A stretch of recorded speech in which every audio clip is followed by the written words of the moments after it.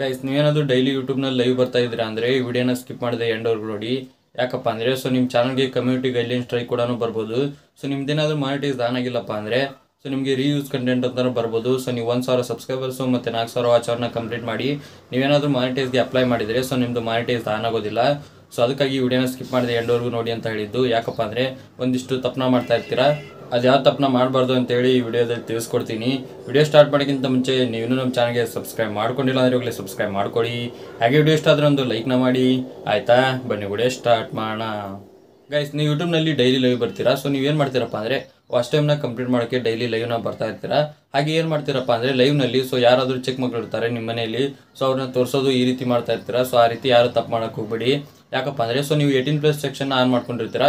ನೀವೇನಾದರೂ ಚಿಕ್ಕ ಮಕ್ಕಳನ್ನ ತೋರಿಸೋದಾಗಿರ್ಬೋದು. ಈ ರೀತಿ ಮಾಡ್ತಾ ಇದ್ದೀರಾ ಅಂದರೆ ಅದು ಕಿಡ್ಸ್ ಸೆಕ್ಷನಲ್ಲಿ ಬರುತ್ತೆ. ಅವಾಗ ಯೂಟ್ಯೂಬ್ನವ್ರು ಏನು ಮಾಡ್ತಾರಪ್ಪ ಅಂದರೆ ಈ ರೀತಿ ಮಾಡ್ತಾ ಇದ್ದಾರೆ ಅವರು. 18+ ಸೆಕ್ಷನ್ನ ಆನ್ ಮಾಡಿಕೊಂಡು ಕಿಡ್ಸ್ನ ತೋರಿಸ್ತಾ ಇದ್ದಾರೆ ಅಂತೇಳಿ ನಿಮ್ಮ ಚಾನಲ್ಗೆ ಕಮ್ಯುನಿಟಿ ಗೈಡ್ಲೈನ್ ಸ್ಟ್ರೈಕ್ನ ಕೊಡ್ತಾರೆ.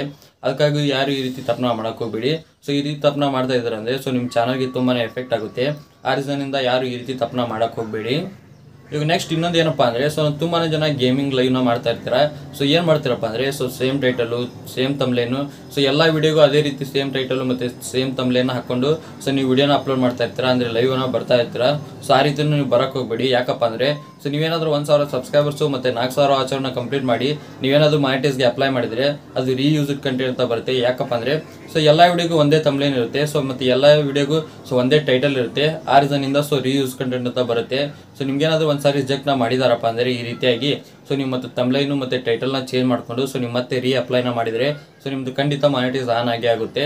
ಈಗ ನಿಮಗೆ ಗೊತ್ತಾಯ್ತು ಅನ್ಕೊತೀನಿ ಲೈವ್ ಬಂದಾಗ ಯಾವ ರೀತಿ ತಪ್ಪನ ಮಾಡಬಾರ್ದು ಅಂತೇಳಿ. ನಿಮ್ಗೇನಾದರೂ ವಿಡಿಯೋ ಅಂತ ಹೆಲ್ಪ್ಫುಲ್ ಆಗಿದೆ ಲೈಕ್ ಮಾಡಿ. ಹಾಗೆ ಚೆನ್ನಾಗಿ ಯಾರೋ ಹೊಸ ಬಂದು ಹೋಗಲಿ ಸಬ್ಸ್ಕ್ರೈಬ್ ಮಾಡಿ. ಮತ್ತೆ ಮುಂದೂಡಿ ಸಿಗ್ತೀನಿ. Thank you for watching. Love you all. Bye.